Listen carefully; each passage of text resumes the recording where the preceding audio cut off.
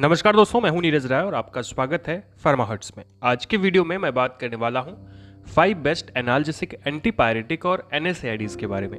दोस्तों, ये वीडियो का पहला पार्ट है। यहाँ पर हम लोग 5 एनाल्जेसिक्स के बारे में बात करेंगे। इसके बाद दूसरा पार्ट भी आएगा जिसमें हम और 5 एनाल्जेसिक्स के बारे में बात करेंगे, यानी कि इसी के आगे का वीडियो आपको देखने को मिलेगा। यानी कुल मिला के हम लोग बात करेंगे यहाँ पे 10 एनाल्जेसिक एंटीपायरेटिक एनएसएआईडी की, और साथ में उसकी डोज और उसकी ब्रांड्स भी देखेंगे। तो चलिए शुरुआत करते हैं आज की वीडियो की और बात करते हैं उन सभी मेडिसिन की जो कॉमनली यूज में आती हैं और एज अ एनाल्जेसिक यूज होती हैं। दोस्तों, एनाल्जेसिक मेडिसिन ऐसी मेडिसिन होती हैं जो दर्द को ठीक करती हैं। वहीं एंटीपायरेटिक ऐसी मेडिसिन होती हैं जो बुखार को ठीक करने में सहायता करती हैं। और एनएसएआईडी इनके अंदर भी एनाल्जेसिक एंटीपायरेटिक गुण होते हैं, यानी कि एक प्रकार की एक एंटी इन्फ्लामेटरी मेडिसिन होती हैं जो स्टेरॉयडल नहीं होती। यानी कि जो ऐसी मेडिसिन जो एंटी इन्फ्लामेटरी तो होती हैं लेकिन वो उनकी आदत नहीं पड़ती है, उनको हम लोग एनएसएआईडी बोलते हैं, जो नुकसान भी नहीं करती ज़्यादा। तो इन्हीं की हम लोग बात करने वाले हैं और ये कॉमनली यूज में आती हैं। तो इसमें सबसे पहली जो मेडिसिन हमने लिया है वो है एसिक्लोफेनेक, जो कि एक प्रकार की एनएसएआईडी होती है, एक प्रकार का एनाल्जेसिक होता है और इसके अंदर थोड़ी बहुत मात्रा में एंटीपायरेटिक गुण भी होते हैं। तो एक्चुअली एसिक्लोफेनेक अकेले यूज नहीं होती है। एसिक्लोफेनेक ज्यादातर पैरासीटामॉल के साथ में यूज होती है, लेकिन हम यहाँ पे केवल एसिक्लोफेनेक की बात करने वाले हैं। दोस्तों, मार्केट में ये एसिक्लो के नाम से आती है, एसिफेन के नाम से आती है, जीरोडॉल के नाम से आती है और हिफेनेक के नाम से आती है। और भी इसकी बहुत सारी ब्रांड होती है, लेकिन जीरोडॉल सबसे ज़्यादा चलने वाली मेडिसिन होती है।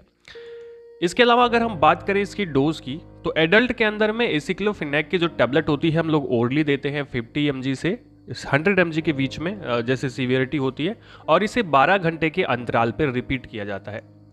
वही चिल्ड्रंस के अंदर इसे रिकमेंड नहीं किया जाता है, बच्चों को नहीं दी जाती है। आगे अगर हम बात करें अगली मेडिसिन की, तो अगली मेडिसिन दोस्तों है एसिटाइल सैलिसिलिक एसिड, जो आप एस्प्रिन के नाम से जानते हैं। इसके अलावा मार्केट में ये कोलोस्प्रिन के नाम से आती है, इकोस्प्रिन के नाम से आती है और डिस्प्रिन के नाम से आती है। इसके अलावा भी इसकी बहुत सारी ब्रांड्स आपको मिल सकती है। दोस्तों, एसिटिल सैलिसिलिक एसिड एक्चुअली एक प्रकार का एंटीपायरेटिक, एनाल्जेसिक और एनएसएआईडी होता है। एक्चुअली एक प्रकार का एनएसएआईडी होता है ये, जिसके अंदर एनाल्जेसिक्स के भी गुण होते हैं।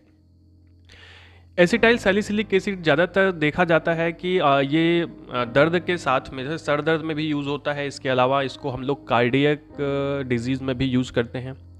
ये ब्लड को पतला करने का काम करता है।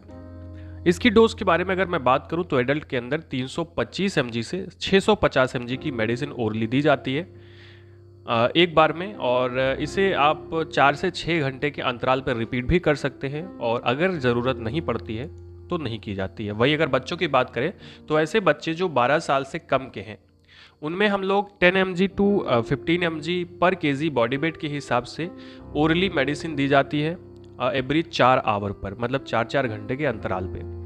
और इसकी जो मैक्सिमम डोज होती है बच्चों के अंदर में वो 60 mg टू 80 mg पर KG body weight per day होती है। इससे ज़्यादा हम बच्चों को नहीं दे सकते हैं। अगर बच्चा 12 साल से ज़्यादा का है तो उसको हम एडल्ट वाली डोज दे सकते हैं, वही कारगर होती है। अगली मेडिसिन के बारे में बात करें तो दोस्तों, अगली मेडिसिन यहाँ पे आती है सेलेकॉक्सिब टैबलेट, जो एक कॉक्स इनहिबिटर होती है। सेलेकॉक्सिब इनहिबिटर मार्केट में सेलेसिब के नाम से आती है, कॉकबिक्स के नाम से आती है एंड कॉलबीरा के नाम से आती है। इसके अलावा सिलेक्ट के नाम से आती है, और भी इसकी बहुत सारी ब्रांड आपको मिलेंगी। अब अगर इसकी डोज के बारे में बात करें तो एडल्ट के अंदर में सेलेकॉक्सिब टैबलेट्स या कैप्सूल्स जो आती हैं वो ओरली दी जाती हैं 200 mg पर डे। 1 या 2 डिवाइडेड डोज में हम इसे पेशेंट को दे सकते हैं, यानी सुबह शाम करके दे सकते हैं। लेकिन अगर आप सुबह शाम दें तो 100 mg दें। चिल्ड्रंस के बारे में बात करें, बच्चों के बारे में बात करें तो बच्चों को 50 mg की ये मेडिसिन दी जाती है दिन में 2 बार। अगर बच्चा 25 किलो से कम है तो उसे हम 25-25 mg सुबह शाम दे सकते हैं। वहीं अगर बच्चा 25 किलो से ज़्यादा का है तो हम इसे 100 mg की मेडिसिन बीडी देते हैं, यानी आप 50 mg सुबह शाम इसको दे सकते हैं, 50-50 mg। नेक्स्ट मेडिसिन के बारे में बात करें तो ये सबसे ज़्यादा यूज होती है, जो कि है डाइक्लोफेनेक सोडियम। दोस्तों, डाइक्लोफेनेक सोडियम एक प्रकार की एनएसएआईडी होती है।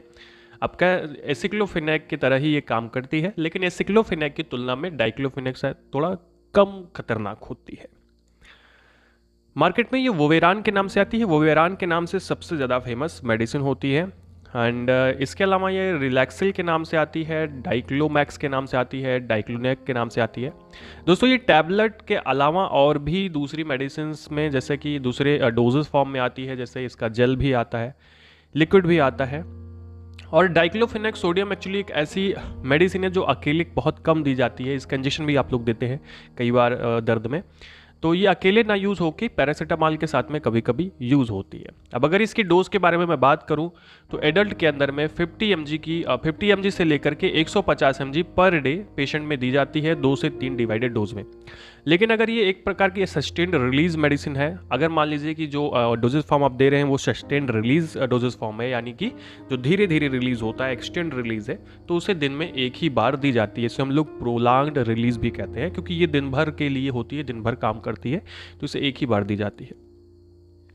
बच्चों में इसे 1 mg to 3 mg पर केजी बॉडी वेट के हिसाब से 8-8 घंटे के अंतराल पे दे सकते हैं। लास्ट में मैं बात करने वाला हूं इटोडोलाइक टैबलेट्स के बारे में, जो एक ऐसी टैबलेट है जो खास करके यूज होती है आर्थराइटिस में।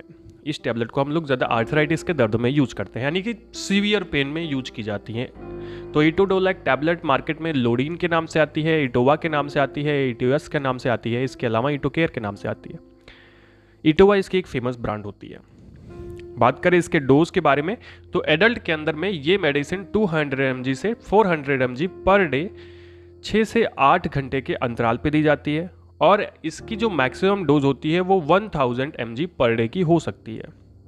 इसके अलावा अगर ये ER टैबलेट है, यानी एक्सटेंड रिलीज टैबलेट है, तो इसको हम लोग 400 से 1000 mg दिन भर में एक बार यूज करते हैं, जैसी पेशेंट की कंडीशन होती है। अगर कम मतलब प्रॉब्लम कम है तो उसे 400 mg, नहीं तो 500 mg, नहीं तो 600 mg, या फिर 1000 mg तक इसे हम दिन में एक बार यूज कर सकते हैं।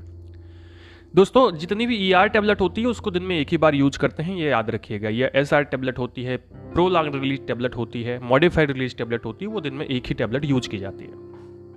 चिल्ड्रन के बारे में बात करें तो 10 mg से 20 mg पर केजी बॉडी वेट के हिसाब से पर डे बच्चों में ये मेडिसिन दी जाती है। और अगर बच्चों में हम ER टैबलेट का यूज कर रहे हैं तो उसे अगर बच्चा 20 से 30 किलो का है तो उसे 400 mg दिन में 2 बार दी जा सकती है, या फिर आप कोशिश करें दिन में एक ही बार दें, 400 mg से कम ही मेडिसिन दें। अगर बच्चा 30 से 45 किलो का है तब बच्चे को 600 mg मेडिसिन डेली दी जा सकती है, दिन में एक बार। ओके, तो दोस्तों ये था आज का वीडियो जिसमें हम लोगों ने बात की 5 एनाल्जेसिक एंटीपायरेटिक NSAID के बारे में। वीडियो आपको इन्फॉर्मेटिव लगा हो, अच्छा लगा हो तो चैनल को जरूर सब्सक्राइब करिएगा, और आपसे बता दें कि इसका एक वीडियो, इसका पार्ट जल्दी ही दूसरे दिन अपलोड किया जाएगा, तो उसको भी जरूर देखिएगा। हमारे चैनल को सब्सक्राइब जरूर करिएगा। हेल्थ मुखिया चैनल पर एक बार आप लोग जरूर विजिट करिएगा और उसको जरूर सब्सक्राइब करिएगा। पूरा वीडियो देखने के लिए बहुत बहुत धन्यवाद।